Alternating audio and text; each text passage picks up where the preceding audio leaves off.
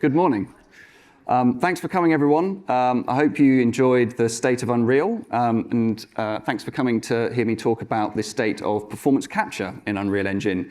I'm going to be talking today about a small part of the technology that was used during the MetaHuman Animator live demo that you might have seen this morning, and how those tools are now available to you in Unreal Engine 5.6. So here's what we're going to be going over this morning. I'm going to talk about some of the recent developments that we've made in performance capture. I'm going to give you a live demo of the Mocap Manager toolset. And I'm going to talk then about future development in 5.7 and 5.8. Oh, wrong button. So just to restate what our goal is with performance capture, we really see performance capture as being like a cornerstone of how you create animation for any of your projects, be they interactive or linear media, filmmaking, television, whatever. And our goal really is to provide you with the best tool for both visualizing, retargeting, recording, and editing your motion and performance capture. And that's all with the goal of kind of trying to remove the need for round tripping to other packages to complete your work. So just going over some of the things that we did in 5.4 and 5.5. In 5.5, we added the ability to load plugins, which sounds a bit insignificant, but it was done. We initially released LiveLink Hub to enable motion capture in UEFN, and UEFN can't load plugins, so we had to come up with a way of loading the various motion capture vendors' third-party plugins in UEFN, and so this was our solution. The first version that we shipped had a limited list of plugins, and then in 5.5 we made it possible for all of the kind of third-party vendor plugins to be loaded. And if you've written a custom LiveLink plugin, it should also work in LiveLink Hub. We also created a plugin called Performance Capture Core, which is in Unreal Engine and in UEFN. And basically, the goal there was to remove the need to create animation blueprints to get your LiveLink data onto a skeletal mesh and then retarget it.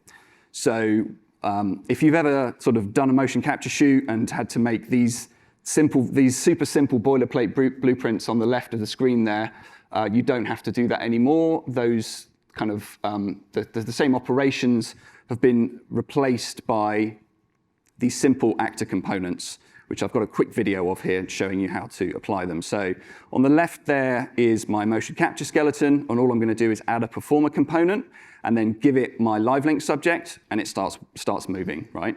So, oh, no, thank you. Believe me, it was driving me nuts. So, and then the same is true for the retargeting side of things. There's a component called a retarget component. And as you saw there in the video, what I did was I told it what my source skeletal mesh is, so my motion capture Vicon skeleton there, and then a retarget asset to use, and then, hey presto, retargeting is happening.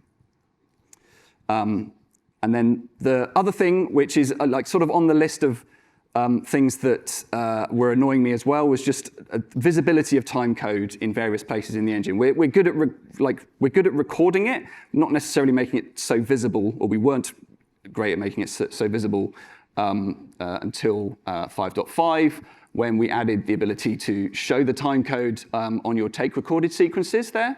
So if you're looking for that in the animation sequence editor, that's where that is. And then equally, we did it for sequencer and take time code. So here you can see I've got a take recorded sequence, and I'm able to basically check that the time code is good across all of my various tracks that I've recorded. If you get into motion editing and you know that your take has been offset from your main sequence, you can now see the difference and see it read out in the viewport when you're doing that work.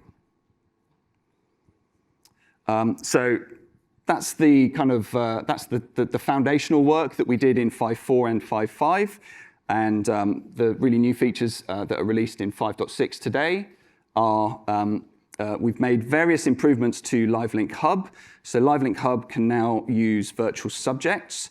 We were using LiveLink Hub during the keynote. So the webcam was hooked up to LiveLink Hub. The facial solver for MetaHuman Animator uses the GPU. And so in order to kind of like not have it contended with the rendering on the same machine, we actually ran the webcam into a different machine, allow it to get the best possible solve, and then use LiveLink Hub to stream the solved animation data, which is super light. It's only 260 float channels. Stream that to the editor, and then that gets applied to the character. So LiveLink Hub has that ability to load up virtual subjects. It supports MetaHuman Animator. And we also have this spoke and hub configuration, which basically means you can have multiple instances of LiveLink Hub running on your mocap stage. And if you've got like professional HMC cameras, HMCs, which we now support captive devices and technoprops. There's a demo down on the expo floor later today. You can basically run each of your HMCs into a different LiveLink Hub instance, solve the facial data in real time, and then assemble it all at a single instance of Hub, and then send that to all your editor clients. So again, it's a way of like distributing the work across enough PCs to do it at a high quality, but then assemble it in a way that it presents to the editors as just one list of like LiveLink subjects. Should make things much simpler. And then we also made it the ability to change the layouts and build your own layouts and customize it to your heart's content. So I keep pressing the wrong backwards button. So then the kind of big piece of performance capture work in the editor for 5.6 is Mocap Manager. So there's a new plugin called Performance Capture Workflow, and this basically is a tool that I'm going to show you shortly that allows you that gives you the tools to run a shoot basically. So it starts by giving you a session, and then I'll show you like how it will help you structure your data. And then the last thing of all is that we've worked with the MetaHuman team to bring MetaHuman LiveLink into the engine and into LiveLink Hub, and also the Capture Manager, which is the tool that's used for bringing in offline recorded video. That is also now in LiveLink Hub, and has, at the moment, a rudimentary Python API, but will be extended so that if you've got 8 performers all wearing iPhones and you need to process hours and hours of footage at the end of the day, you can distribute the work across multiple PCs. And LiveLink Hub will be is the job manager for doing that. Okay, so I'm going to switch over to the live demonstration. So the first thing I'm going to show you is, this is my instance of LiveLink Hub, and I'm going to load up a recording I made last night, actually. So this is just playing back data now. So it's just playing back these LiveLink subjects. And I know that basically the data stops around that point. So we're not going to need to loop it all the way around. So that's now streaming to my editor here. So if I look in LiveLink here, I see all of the subjects are already being streamed into the editor. And for those who haven't used LiveLink Hub, it tries to be as helpful as possible and connect to all of your editor sessions. Just one thing to note is the default is it will only auto-connect to an Unreal Editor session on the same PC. You can actually make it do it for like all the PCs on the network, but you probably want to do that judiciously, because if you're in a big office, maybe you don't want to send LiveLink data to every editor session. So getting into Mocap Manager, it's here in the virtual production menu, and it's called Mocap Manager. And we can just dock that panel there. Now, when you first launch it, you will see this alarming red text and a nice friendly green button that will help you get rid of that green text. What that will do is basically, it will create a folder in your content, and it will create a couple of data assets, data tables rather, that are the record of all of your mocap productions and then all of your mocap sessions. Now, I've already pressed that green button, and made those assets. So I'm just going to go into the project settings for performance capture and set them here, and it will come alive. So there's one asset here that's really quite important to have some knowledge of if you're like setting this up to use it across, setting up your project to maybe shoot multiple mocap shoots, possibly with multiple projects. Like internally, we have like Fortnite Festival, and they're all made inside the Fortnite game project, but actually they're kind of like, they have slightly different deliverables. So this session template asset here is our way of saying, okay, when you're changing production or changing session, how do you want the folders of your shoot to be set up? Where do you want them? What's your root folder for the whole thing? And then what sort of naming scheme you want to use for take recorder ultimately. So I won't go into customizing this a lot today, but basically here is where I've been somewhat opinionated about what folders I think you need for a mocap shoot. But then of course you can always add additional ones, like we found that we've needed to add audio that's come in from an external recorder, facial data from MetaHuman Animator offline recordings, and so on and so forth. So this asset here, which there is a default that's shipped with the plugin, and will just obviously be there for you. But if you want to modify it, this is the one to change, and you change it in the project settings, and then it will be used evermore. There's also a couple of other settings here that are worth noting. There's a stage root actor class. So the stage root I'll show you in a sec, but it's basically like what I would call a stage ghost, where it's just a representation of your physical mocap stage in the Unreal level, so that you can orient meat space and CG space. And then your default performer mesh, which is basically the mesh of your motion capture system. Today I'm going to use the Vicon one. So once with all that said, really all you really need to do is, we can make a new production. There's one called default, and I'm just going to use that for today. So I'm going to make a new session called live demo. And we've successfully created a session. And all that's really done is created a folder structure and a few assets to go with it. But we are now working in the context of that session. So like everything we do in this mocap session will go into these folders. It helps, this design has come from our experience running multiple mocap shoots internally and needing to keep the data organized. So once you've got your session set up, the first thing you want to do is spawn the stage. So here's our stage actor. This is basically our stage in London. So you can move it around. There's a map. There's an overhead map that will give you like an orthographic view of the scene. You can put a grid on the floor. That's in meters, and then you can also hide the stage as well. So if you don't want it to be visible when you're running a virtual camera, so on and so forth. But I'm going to leave. I'm going to leave the stage visible today. Okay. So once the stage is visible, it's actually quite helpful to just be able to visualize your live link data. So here I'm showing, we've got these, there's some components in here that are basically visualizing the data that I am playing back from Live Link Hub right now. So you can also see on one of the characters here that's from an optical system, that the marker data is there as well. And we've added a role in Live Link specifically for marker data going forward. I'm going to be working with the third-party vendors on getting all their plugins to send marker data in the same way.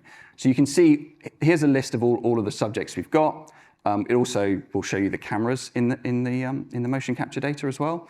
But that doesn't really get us anything that we can record. So really what we want to do is have a look at our performer. So what I'm going to do here is I'm going to go through a workflow for creating a skeletal mesh that is proportioned to the performer. And the reason for doing that is our retargeting technology needs to know the bone lengths effectively of the performer. So even though you're using the same skeleton every time, performers' proportions are wildly differing. And so we need basically a copy of them, their representation in the scene. So I'm going to launch the workflow, and I'm going to just scrub to a frame where they are actually standing in a place that's useful, which is roughly there. So I'm going to pause the data. This is not absolutely bang on, but it'll be fine for the purpose of our demonstration today. So this live link subject, I'm going to call him, I'm just going to call him Performer1. And when I hit Create Mesh and IK Rig, script runs and goes away and makes a scaled skeletal mesh and creates an IK rig for the character for you. And then you just hit Create Performer. And what's created is a data asset that is an encapsulation of that performer. So it's their live link subject, it's the color you want their material to be, it's their original skeleton, their scaled skeleton, and their IK rig. So if you work with the same performers over and over, it'd be very easy to start building a library of these, and then it's much quicker when they come in the morning. You just fire up, Performer1, and they're ready to go. So I can spawn that into the scene, and this is using that performer component that I showed you earlier. There's one thing, though. It's good to be able to debug and check that the live link data matches the skeletal mesh. And lo and behold, it does not. And that is because right-handed coordinate system meets left-handed coordinate system. So, and this isn't true for all of the different mocap systems, but for some, you just need to go and find the skeletal mesh and use our editing tools. And it turns out, yes, that they're in the live link data, there was a 180 on the root bone. So we're just going to cancel that out. And then he now, if I should get rid of that.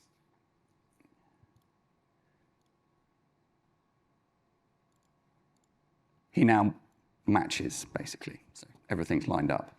And the reason you want it to line up is because there's also props in the scene. So similar to the performer, you can now launch a workflow to create a prop.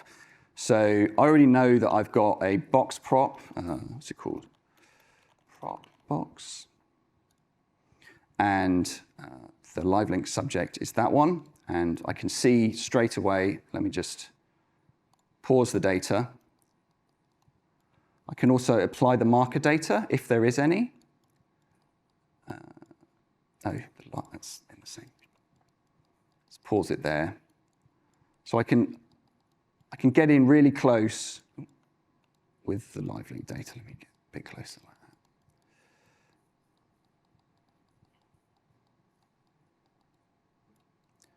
And start to make really fine adjustments to the props position so that it matches the marker cloud. And when that's done, call that one box demo, hit finalize, create a prop asset, and spawn the prop, and there it is in the scene. So similar to the performer, again, here's a data asset that is basically a collection of all of the data you need to reinstantiate that prop once more.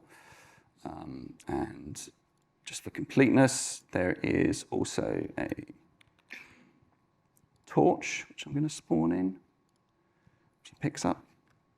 So there we got it. We've got motion capture coming in, we've got props lined up, and everything is kind of parented under a representation of the motion capture stage. But you might record the kind of source skeleton and do your retargeting offline, or you might want to do live retargeting. So let's do live retargeting with a MetaHuman.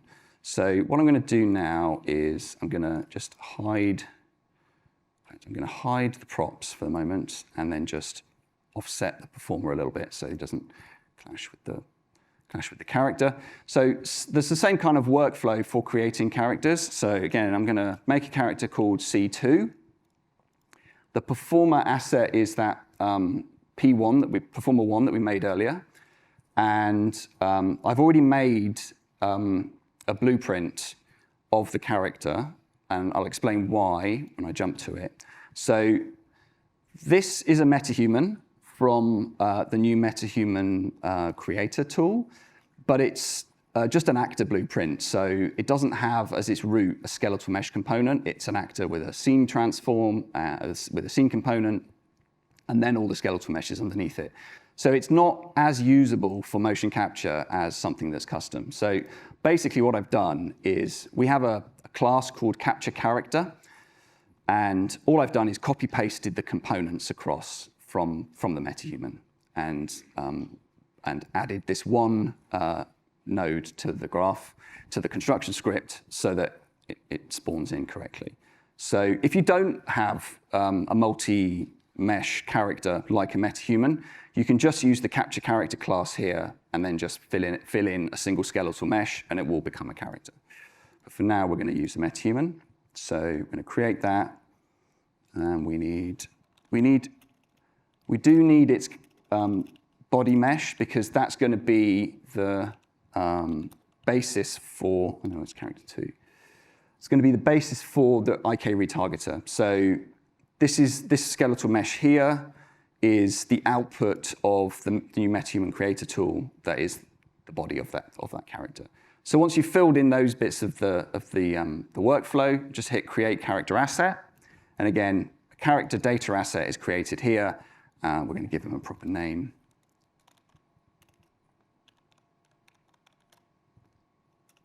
My typing's terrible this morning. MetaHuman 02. And save that. And then just hit spawn character, and it will spawn in the level. There we go. Construction didn't fire. So that is like how long it takes to go from basically having some motion capture, creating a performer, creating a character, and having it live running in the editor. This outliner here has some helpful tools, so you can visualize the bones of individual skeletal meshes. You can also pause the data, and you can also swap what character is driving what performer. Sorry, what live link data is driving which performer, and what performer is driving which character. So let's get them moving again.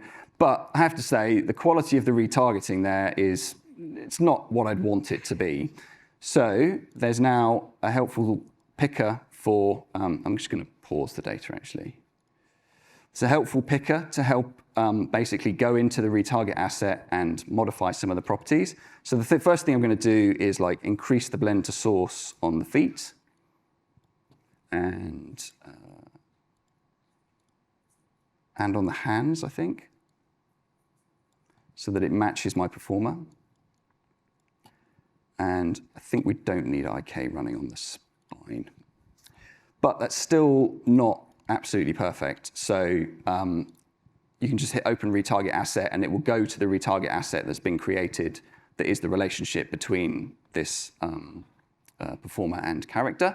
And rather than have you watch me trying to fix the pose to match exactly, I'm just going to load up a pose asset that I made earlier that kind of gets a better match between, but basically, sometimes you see that the optical mocap systems, the shoulders are quite droopy, and you have to either fix that on the sort of source software side, or as I'm doing here, fixing it in the engine.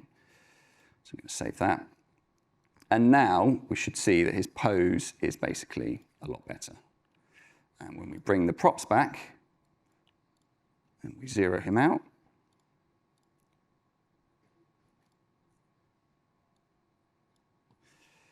props now should have reasonably good contact with him. Oh, it's going to loop around.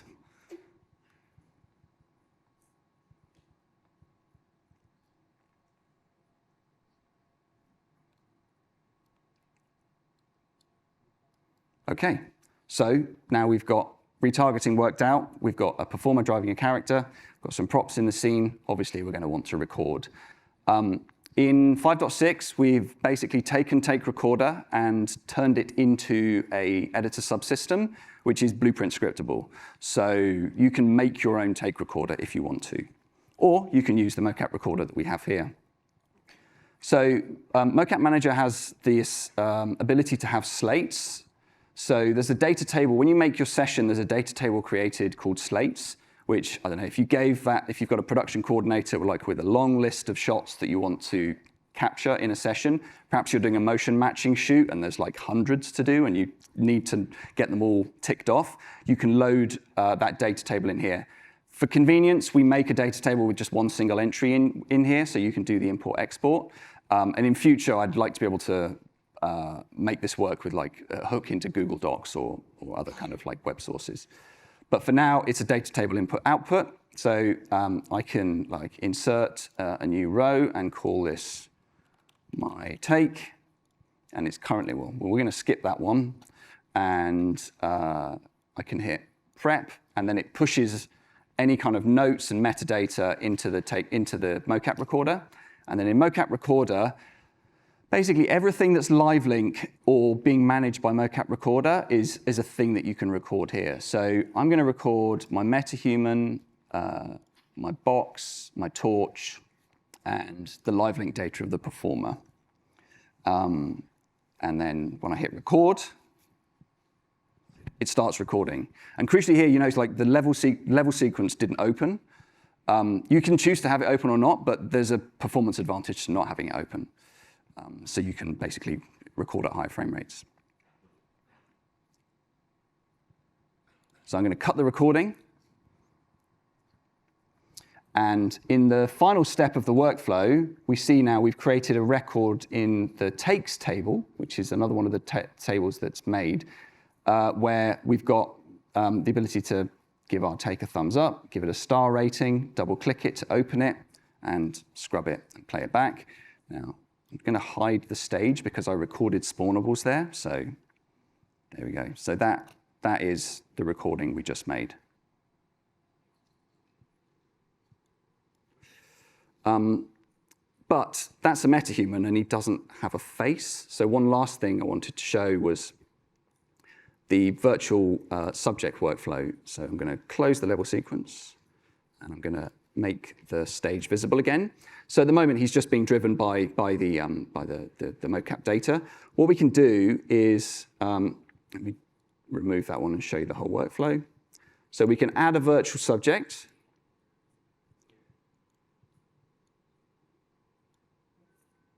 Ooh.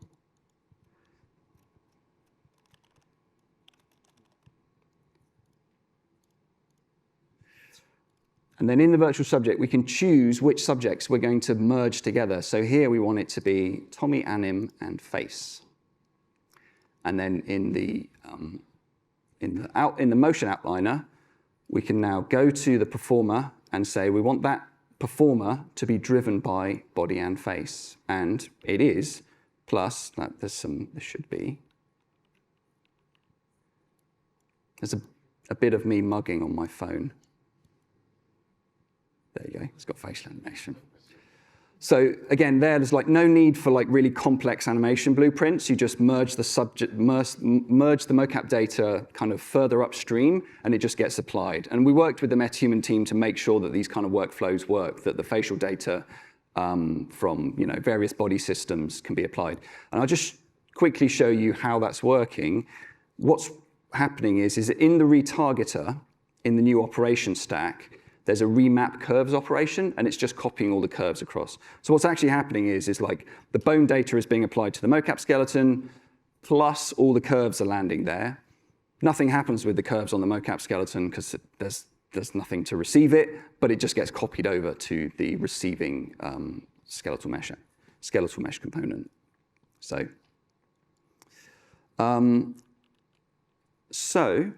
that's it, but for one thing, which is to say that, I think, well, two things actually. The guiding principle for designing this was to try and keep you out of having to use the details panel. And I think, apart from having to nudge the actor once or twice, we haven't had to touch a details panel for that whole demonstration. So you were able to basically work with the things that concern you for a mocap shoot all within the mocap manager. And then the other thing to say is that mocap manager is an editor utility. The whole thing is an editor utility. So you will be able to customize it if you want to. And there will be additional phases that you might want to add to your shoot day. One phase that I'm going to talk about in subsequent slide is like we want the delivery phase, where you're kind of like pushing the data out to a downstream department, the animation team, the cinematics team, whoever that is. So anyway, there ends the live demo. I hope that's wasn't too quick, basically, and that you kind of can go away. Thank you.